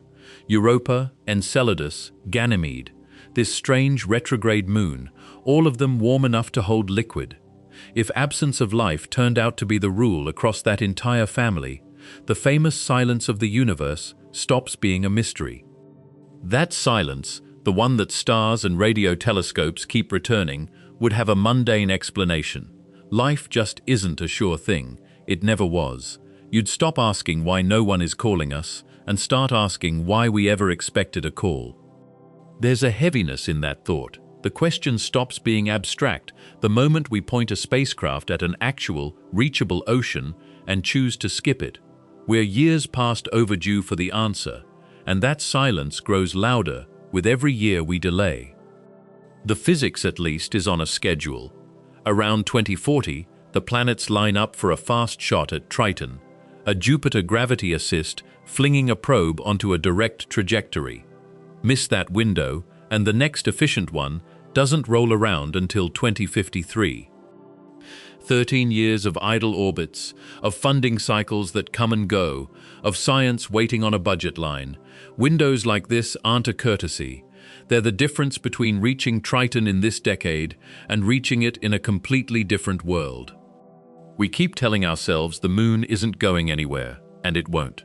But the mission we send will arrive to answer the question we're actually afraid of, or it will arrive to a universe we've let drift. By then, something else may have changed. Hubble has been watching this moon for decades, and the geysers keep changing. Some plumes flare, fade, then come back harder, and the pattern looks less random every year. If the warmth driving them is tidal, and that warmth is accelerating, the surface we map today is already a ghost of the one we'll find. In 30 years, the southern ice could be streaked with new dark vents that don't exist on any 2026 chart. Those nitrogen fountains might punch higher, or split into fields of 100 small ones. We would land on a world our orbiters never actually saw. Every snapshot is a single frame of a motion picture we're watching at 1 frame per decade. The catalogue we build now is less a portrait than a weather report, which means the Moon itself is trying to tell us something. Read Triton's geology the right way, and the history writes itself. The deep furrows and fractures are scars from a body that was captured, not born here, ripped out of an ancient orbit and dragged into this one. The smooth young plains speak of a thaw that washed across the surface in a geological blink. Each ridge is a word, each crater field a paragraph, each plume bed a date stamped in frozen nitrogen. The chemistry still stirring underneath leaves its own handwriting in what the vents bring up. We're only now learning the alphabet, and every feature is a sentence in a story we've barely started reading. This moon has been recording for 4 billion years, and it has kept its ledger in ice and vapor. The tragedy is that the surface only holds so much, and the record degrades a little with every thaw. And the final chapter is being written now. We still don't know what flips the switch. One geyser erupts while its neighbor sleeps, and the trigger could be a tidal flex, a crack opening, a stray patch of sunlight catching the ice. We can theorize all day, but the plume itself is the only witness that was there. The vapor carries trace molecules from deep below, organic fragments and reactive species that never reach the sunlit surface intact. A single pass through that plume with a mass spectrometer, one fly-through, and we'd hold the answer in our hands. We'd know what feeds the geysers and what else is down there. Other instruments map terrain and trace the ice, and they're worth flying. But the vents are the probe reaching up from the ocean, and the molecules they carry are the message. But there's one measurement that matters more than all the others. Every water molecule carries a fingerprint. Deuterium is the heavier cousin of hydrogen, and the ratio between the two in Triton's ocean would tell us where that water came from. Ice formed in the primordial Kuiper Belt keeps one signature. Water that has cycled through a warm, rocky interior, reacting with minerals for billions of years, carries another. The two signatures aren't academic trivia. They mark the difference between an ocean that melted once and stayed cold, and an ocean that has been actively cooking, chemically feeding anything that might live in it. Habitability isn't a yes or no, it's a spectrum, and the DH ratio tells us where on that spectrum Triton lands. One measurement would settle it, and one mission design can capture it. The design is brutally simple on paper. A fast Neptune orbiter, no landing, no surface rover, no complex touchdown sequence, just a high-resolution mass spectrometer, flying through the plume columns on repeated close passes. Each flyby is a sip of the ocean, delivered directly to the instrument. It sidesteps the two things that kill outer solar system missions: cost and risk. Landing on a world with unknown cryovolcanic terrain is a gamble you take once. A flyby can be retried, adjusted, targeted at a different vent on the next pass. The probe doesn't even need to slow down. It just needs to thread the plume. The same instrument that reads the ratio in Section 91 ships in a box the size of a washing machine. Every piece of the technology exists. The propulsion concepts have flown. The spacecraft is designable, buildable, launchable within a decade. It's the mission we could launch today, if we chose to. And people are starting to choose. A coalition of planetary scientists has organized, not around a single institution, but across labs and universities, coordinating talking points, sharing data, lobbying NASA's advisory committees directly. They're pushing for one specific thing: a slot for Triton in the next New Frontiers competition. New Frontiers is the program that gave us New Horizons, the spacecraft that actually reached Pluto. A Triton proposal under that banner isn't a fantasy, it's a file folder with a budget line already drawn. What's missing is a decision. Public pressure is building in parallel. Coverage of the plumes and the subsurface ocean has moved from the planetary science journals into the mainstream. Letters, signatures, community events. Scientists who spent careers avoiding the spotlight are now scheduling interviews because they know the window is closing. But the decision rests with people who don't look at the sky the way we do. In 2021, NASA passed on Triton and picked 2 Venus missions instead. Not because Venus holds better questions, but because it's proven ground, 26 million miles out, a target we've landed on before. Triton sits 3 billion miles away, orbiting a planet that takes 165 years to circle the Sun. Every metric the selection committee leans on, Triton loses. Closer wins, cheaper wins. A track record of successful flybys wins. Triton has one blurry pass from 1989 and questions no mission has touched since. That's what policy inertia looks like, a system built to reward certainty, meeting a world that offers none. The alignment window that made Trident possible returns only every 13 years, and Triton's seasons stretch over decades. After 2040, the plumes Voyager captured may not erupt again in our lifetime, the ones that hinted at an active ocean world beneath the ice. So it gets filed, and the scientists go back to their desks. Dreams don't need a death blow to die. They just need enough quiet years. And dreams fade fastest when we stop talking about them. Then, in 2023, one image did what 3 decades of papers couldn't. A 1989 frame from Voyager 2, never quite forgotten, resurfaced online and moved through feeds like a spark through dry grass. Triton's cantaloupe terrain, that puckered skin of cells and ridges, slicing a razor-thin crescent of Neptune from the black. The cantaloupe cells span about 30 kilometers each, dimpled and craterless, young ground on a moon so far out it reflects little warmth. It was taken on August 25, 1989, from about 40,000 kilometers out, the only time a human machine has seen Triton's surface at all. Millions saw it, artists traced it. A generation that wasn't alive when Voyager flew past asked what it was, learned the answer is 1 sentence long, a moon of Neptune we visited exactly once. No committee convened, no budget line moved, just a few seconds of collective attention, and suddenly Triton was a place people knew existed. It's proof that people care when they're reminded what's out there.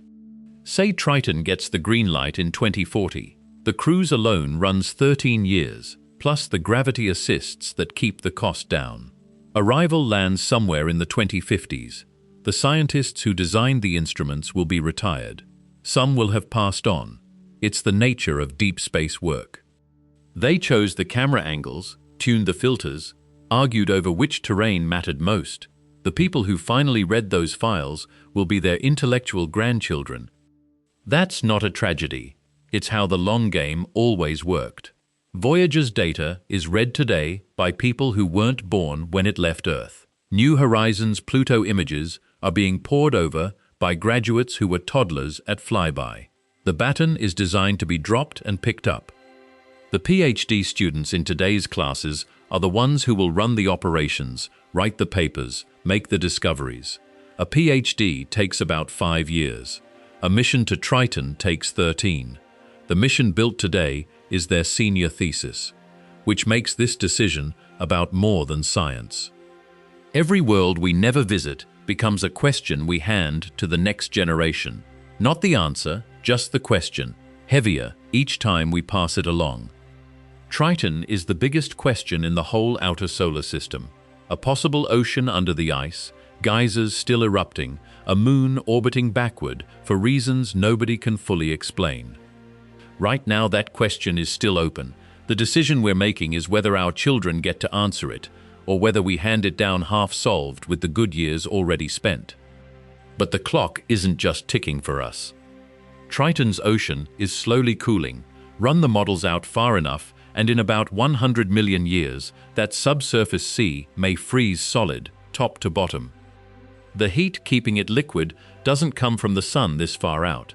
It comes from tidal friction, the moon's orbit tightening as it spirals toward Neptune. That engine has a finite supply of fuel.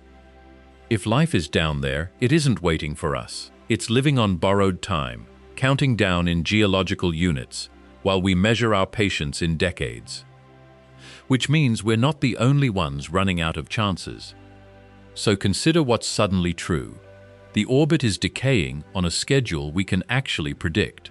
The instruments to read that ocean exist now and only get sharper down the line. And the political will to go back to the outer solar system after a generation of false starts has never lined up this cleanly with the science. 3 separate clocks, ticking in phase for the first time in history. They won't stay in phase. Nothing about this solar system waits politely for us. And when we look back, this is the choice we'll be judged for. Sagan spent a page of prose on a single dot, 1 pixel in a frame of empty black. From Triton's orbit, Earth does not get even that. It vanishes entirely, swallowed by the glare of a sun 4 billion kilometers off, too dim to matter. That is not a bleak thought. It is the clearest mirror we've ever had. Stand out on that nitrogen ice, looking back, and suddenly we are not the center of anything. We are the middle of nowhere, staring out at a moon that may hold the second genesis of biology in this solar system. So the question stops being abstract. Are we the kind of species that charts what it cannot yet touch, or the kind that waits for the picture to arrive on someone else's screen? The answer lies in what we do next. Every piece of that mission already exists in a lab or a drawing. A reactor small enough to keep a probe alive for a decade. A payload of cameras and spectrometers built to read ice and vapor. A gravity assist from Jupiter that slingshots you past Neptune and straight into a retrograde orbit Triton never expected to see. The engineering is boring in the best way. Every system has flown before. What hasn't flown is the commitment, the signature on a budget line that says, yes, we go. And that decision is being made right now, with or without our voices. Stay quiet for another decade and the plumes keep venting, the ocean keeps turning, and the only thing we learn is that we chose not to know. Silence reads like a verdict. It says the second cradle of life, if it exists, is not worth the fuel. But a single letter changes the algebra. 1,000 letters, a held town hall, a question fired at the right committee. That is the engine a mission actually runs on, and it never once has needed a launch pad.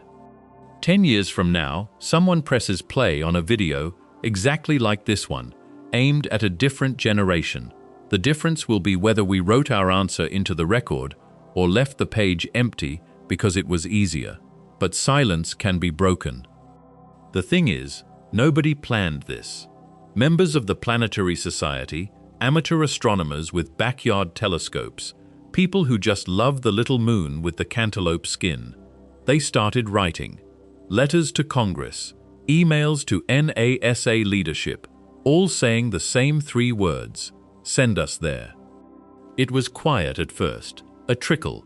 Then the trickle became a flood, and NASA's own staff started noticing that Triton kept coming up, over and over, in mail that used to be about Mars and Europa.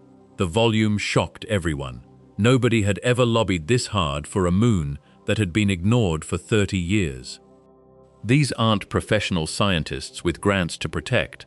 They're people who saw one grainy flyby in 1989 and never let it go, and they're turning that obsession into pressure the agency can't wave off, and it's starting to move the needle. Here's where it gets interesting. Word from inside the planetary science community says the next decadal survey, the document that sets NASA's priorities for 10 years, may be shifting Triton from a secondary target to a flagship mission, an orbiter. Years at the moon, not hours. What's driving it is a convergence of new ocean world science and a public that suddenly can't stop asking about this moon. The quiet candidate is becoming the loud one, and the surveys reward momentum. No one's confirming anything yet. It's still rumors and whispers in conference hallways. But the trajectory is real, and the window is open. If it happens, the mission could begin design within 5 years. Picture what that would actually look like. Voyager 2 gave us 6 hours in 1989, a single breathless pass, and it rewrote our understanding of the solar system in that small span. active geysers erupting on the coldest surface ever measured. A retrograde orbit that can only mean one thing: capture. Now imagine an orbiter spending years there, watching the geysers, not as streaks in a final image, but as living plumes, day after day, mapping the nitrogen ice, charting the cantaloupe terrain, and listening, actually listening, for the ocean underneath. Every orbit would return data Voyager couldn't have dreamed of in its single pass, filling in 30 years of blank pages. And when that data arrives, it will rewrite the textbooks. The first image happens in stages. First, the probe establishes a lock, a signal threading back across 2.8 billion miles of empty space. Then, over days, the ground-level pictures reassemble, line by line, from a spacecraft sitting on cantaloupe terrain. No human eye has ever seen this place. Not the ice plains, not the ridges lifting off in the low sunlight, not the plume vents resting silent beside the landing zone. The first true color frame takes a full 5 minutes to reach a receiver 46 light hours away. That image will define a generation's sense of what's possible. And then the question becomes what else that probe finds. If the instruments return a signature of disequilibrium, carbon chemistry that shouldn't sit still, isotopes out of place, then the crew in mission control has about 4 hours to decide how to tell the world. That announcement would be the most significant in human history, not because the discovery is loud, it's quiet, a blip in a mass spectrometer, but it would settle a question we've carried since the first time we looked up. We are not alone. Not aliens in the old sense, no ships, no signals, just chemistry that chose to keep going despite every reason to stop. But even if we find nothing, the answer is profound. A sterile Triton would say something just as important. It would tell us that habitability is necessary but not sufficient, that a world can have water, warmth, and organics, all the ingredients stacked in the right order, and still sit empty. The gap between chemistry and biology is wider than any lake or ice shell. Life isn't the default outcome, it's the exception that keeps happening elsewhere, or the miracle that happened once. Either version is real knowledge. Either way, the textbooks get rewritten, because we'll finally know which universe we're living in. We stop guessing and start measuring. Either way, we have to look. So the choice sits in front of us, and it's not a clean one. A mission to Triton means billions of dollars, a decade of engineering, a launch date we can't miss. It means betting that one frozen moon is worth all of it. But the thing we keep circling back to is that Triton didn't just appear here by accident.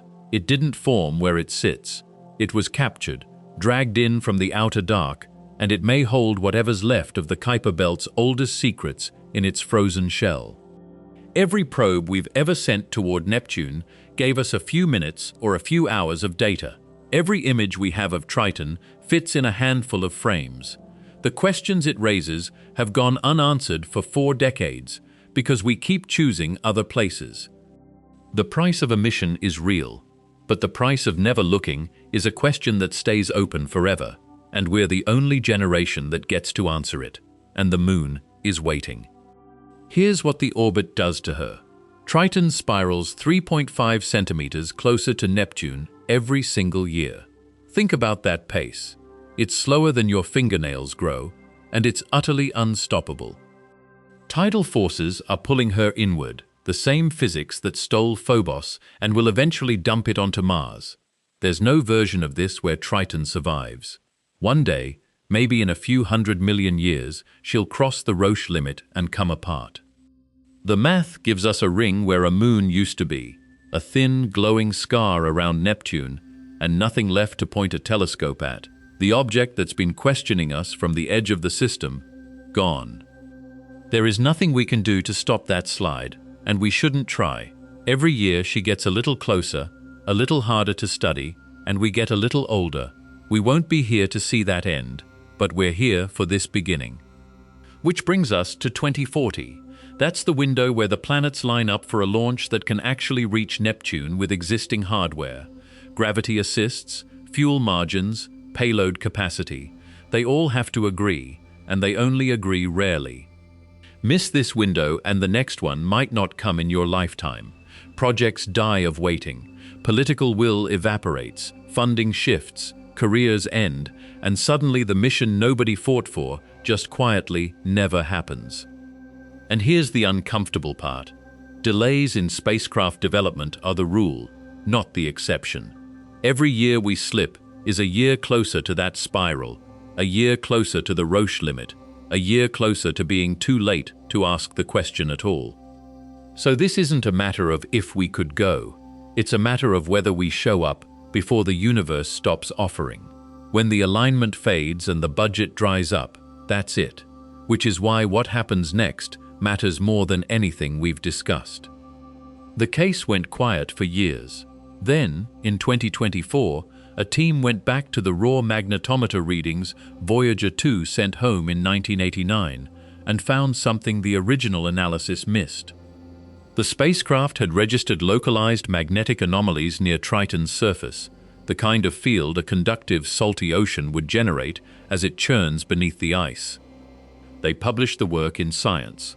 After decades of inference, of models and might-be's, the evidence finally landed in a peer-reviewed journal.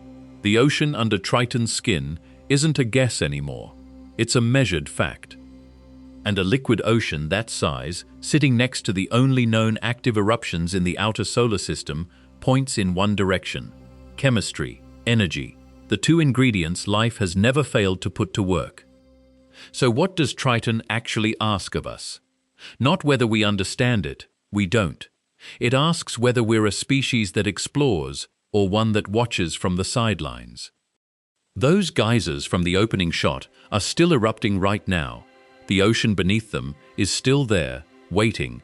35 years after a dying probe showed us a world we vaguely understood and never returned to. The tools to change that exist today. The alignment window closes for good in 2039, and after that, the orbit drifts out of reach for over a century. Back in 1989, Voyager 2 swung past Triton at a closing speed of about 106,000 kilometers an hour. It had roughly 4 hours of useful observing time, and in those hours, it mapped barely a third of the Moon's surface.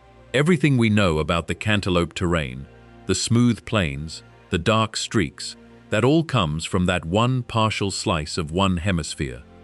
The nitrogen geysers Voyager caught in action were erupting to altitudes of about 8 kilometers. Even at the frigid surface temperature near -235 degrees Celsius, nitrogen ice can sublimate straight to vapor under the right light.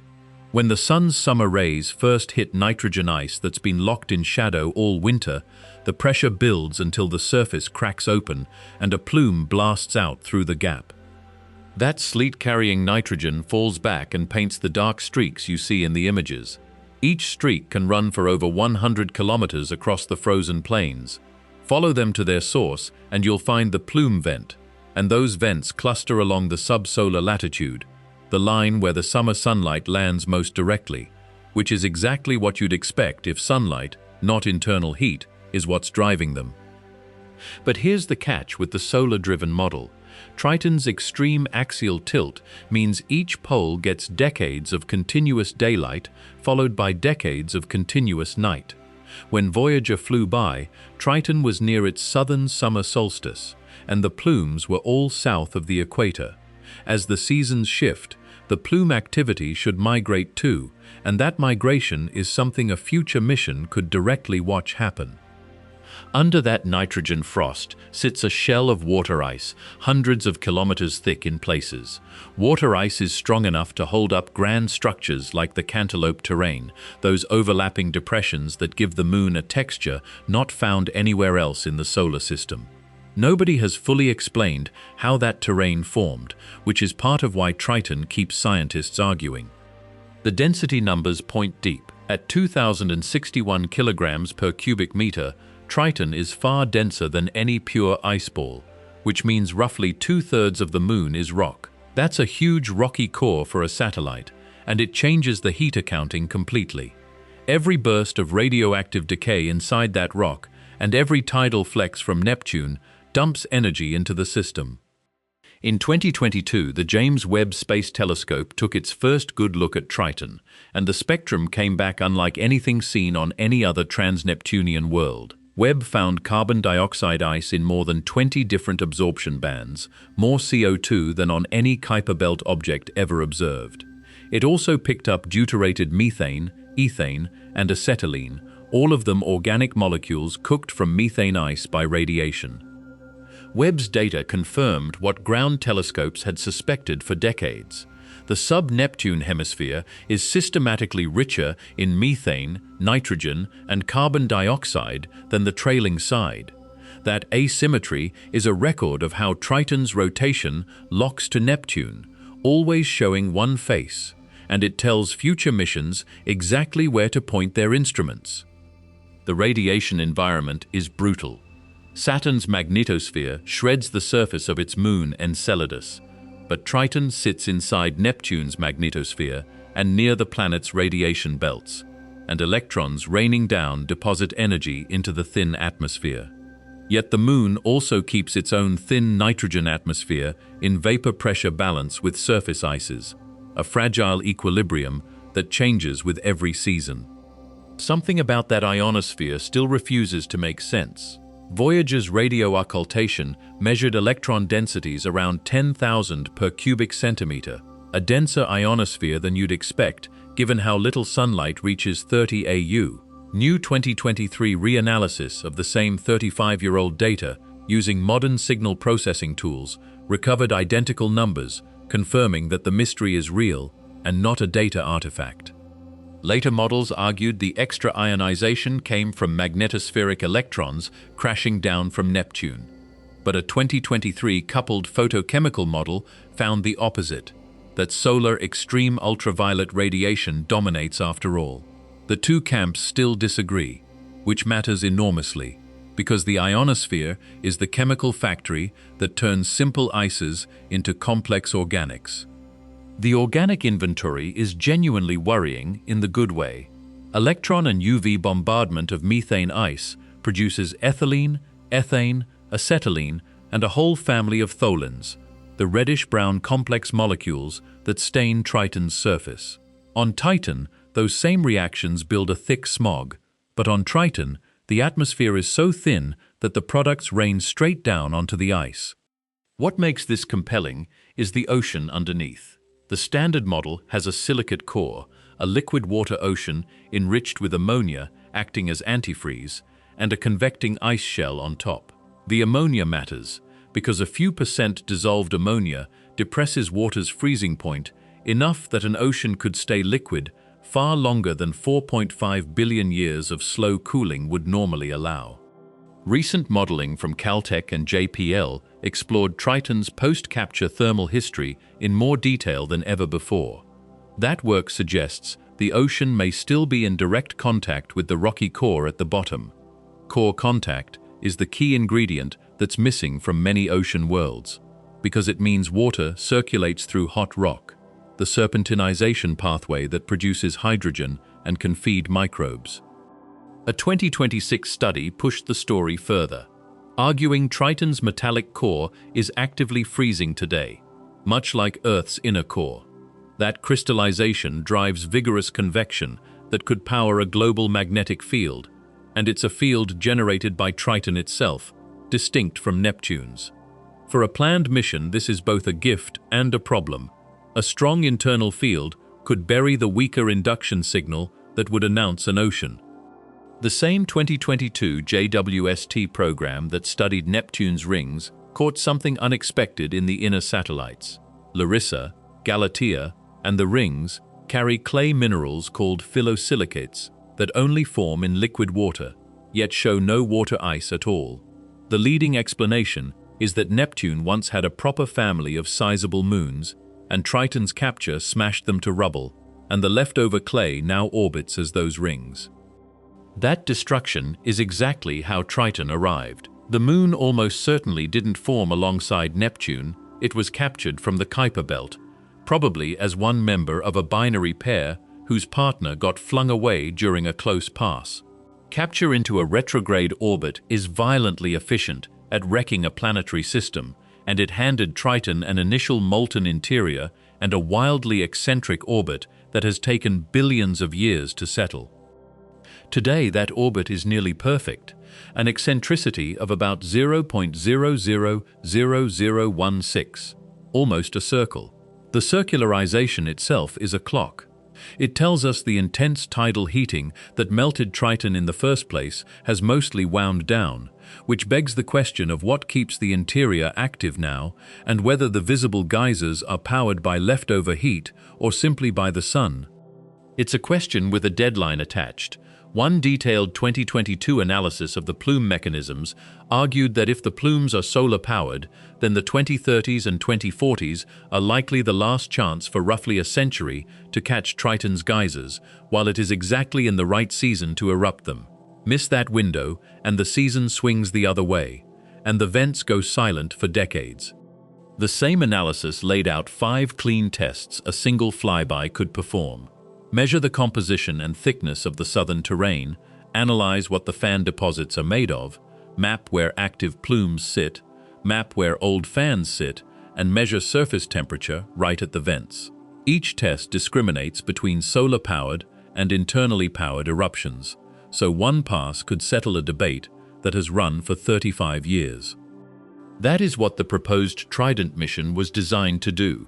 Trident was built around a single Triton flyby using a Jupiter gravity assist, and it would have arrived in the window when the seasons, the sun, and orbital mechanics all align. The window comes by in 2039, and the 2039 gravitational alignment is the last such path into the Neptune system for over a century. The Decadal Survey in 2022 ranked the Neptune system and Triton as a top-tier priority and explicitly endorsed a Triton flyby mission. But when NASA selected its discovery missions later that same year, Trident was passed over in favor of 2 other spacecraft. The endorsement stood, the funding did not follow, and the clock has kept ticking since. Planetary scientists are used to proposing missions that fail. What they're not used to is a target this good that keeps slipping, a moon that's geologically active, likely ocean-bearing, chemically rich in organics, and the most accessible captured Kuiper Belt object in existence, accessible precisely because it already orbits Neptune, doing the long journey for us. Compare Triton to the alternate paths. A direct mission to the 100-plus dwarf planets stranded at the Kuiper Belt rim would need decades of flight time and a target chosen blind. Triton gives you a dwarf planet, an ocean world, a cryovolcanic sample, and a dynamic atmosphere, all reachable with a gravity assist, with measurable science at every step. The magnetic story will complicate any future attempt, though. If Triton really does generate its own active field, then probing for an ocean via induced magnetic fields becomes substantially harder, because the ocean's weak ringing signal sits inside a louder roar from the core. The design choice becomes which detection strategy to lean on, and it favors sending a package that can measure gravity, magnetic field, and seismology together. Gravity is the other route into the interior. Precise Doppler tracking of an orbiter would map where the mass sits, and an ocean's density contrast against rock and ice shows up as a measurable gravity signal. But a bare gravity measurement can't distinguish a thick ocean from a thin one, which is exactly why ocean world missions are increasingly designed to land a seismic station that can listen for passing waves in the shell. Seismology is brutal on Triton, though, because the moon appears seismically quiet. We have no confirmed quakes, no recorded signal at all, since no instrument has ever touched down. The Deep Space Network has listened for decades to Voyager-era echoes and newer Doppler shifts, and the usual expectation is that tidal flexing should shake a moon like this, at least occasionally. What if the quakes are being swallowed? A thick, warm, convecting ice shell will damp seismic energy before it reaches the surface, and strong tidal heating would keep the shell exactly that soft. A quiet seismometer might therefore be its own finding, telling you the shell is warm and thick, which is quiet but meaningful information about the deep interior. The energy budget accounting is where the debate heats up. Radiogenic heat from the rocky core probably contributes several times more warmth than tidal heating today. Yet the models say radiogenic heat alone shouldn't be enough to keep an ocean from freezing. Tidal dissipation, concentrated near the base of the ice shell, acts as a thermal blanket that slows freezing, so the two heating styles cooperate rather than compete. The ocean itself, if it exists, would sit roughly 150 to 400 kilometers down beneath a convecting ice shell. Its water would be salty, loaded with dissolved rock from a 4.5 billion year contact with the core, and ammonia-rich. That is a genuinely habitable-looking chemistry with liquid water, a supply of chemical energy, and contact with fresh rock, all the preconditions astrobiologists actually look for. The pH problem is the wrinkle. Ammonia is a strong base, and an ammonia-rich ocean leans alkaline, which some metabolic pathways can't tolerate.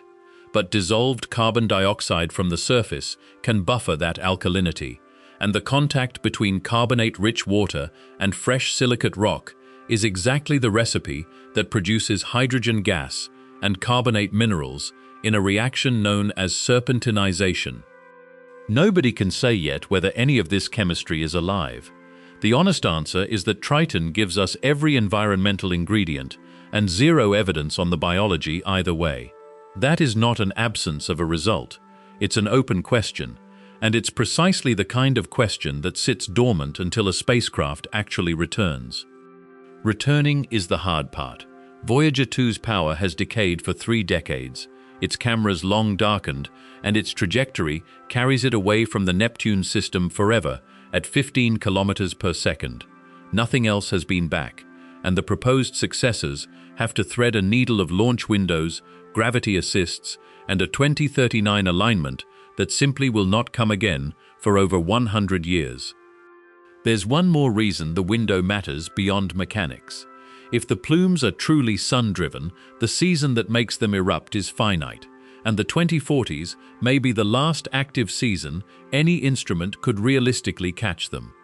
A mission that arrives midwinter wouldn't see geysers at all. It would see a frozen world that looks dead, and the argument for returning would quietly weaken. That seasonal trap is one reason planning is such a pressure cooker.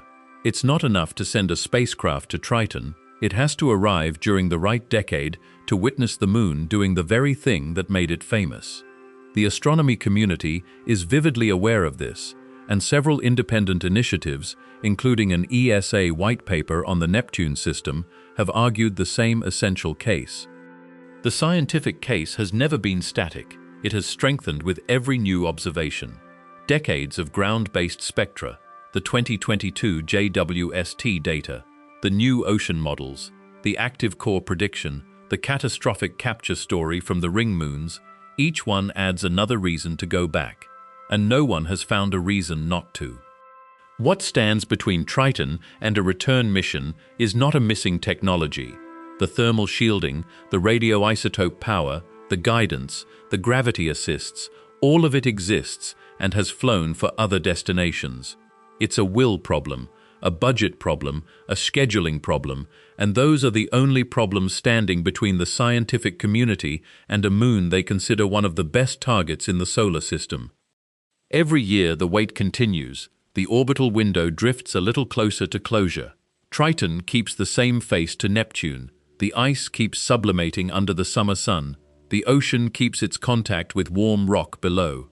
The only thing that changes is us, and the number of seasons left in which we could still see it properly.